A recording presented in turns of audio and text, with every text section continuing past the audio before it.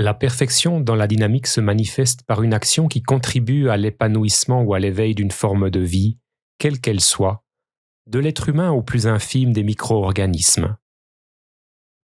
La perfection inhérente à cette dynamique est synonyme de justesse, de nécessité et d'utilité. Elle contribue, directement ou indirectement, à établir les conditions d'harmonie, d'équilibre et d'ordre dont cette forme de vie a besoin pour évoluer conformément à ses aspirations et à sa nature profonde. Prenons l'exemple de deux individus pour bien comprendre en quoi la dynamique peut être alignée et donc fondamentalement juste. Le premier individu est affamé car il n'a pas mangé depuis plusieurs jours, alors que le second vient de prendre son repas et est de ce fait totalement rassasié.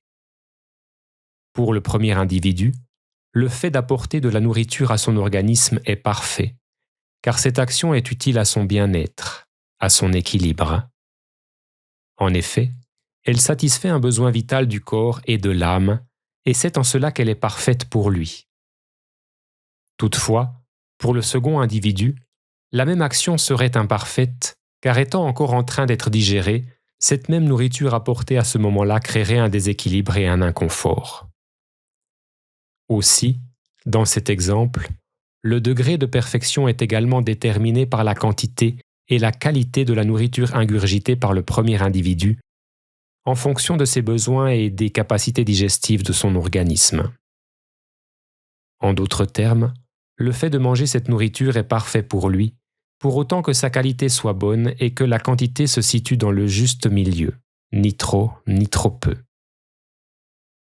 Prenons un second exemple, celui d'une caresse pleine de tendresse et d'amour d'une maman à son enfant. Si l'enfant en a besoin au moment où elle lui est donnée, dans un moment de tristesse par exemple, cette caresse sera pour lui parfaite dans la mesure où elle lui est utile. Elle lui apporte à la fois apaisement et réconfort.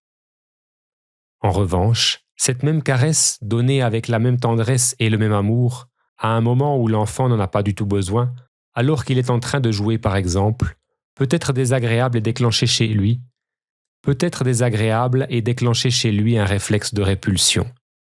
Il s'agit pourtant de la même caresse dans les deux cas, donnée avec le même élan, mais c'est le besoin de l'enfant qui détermine si le geste de la maman est parfait ou ne l'est pas.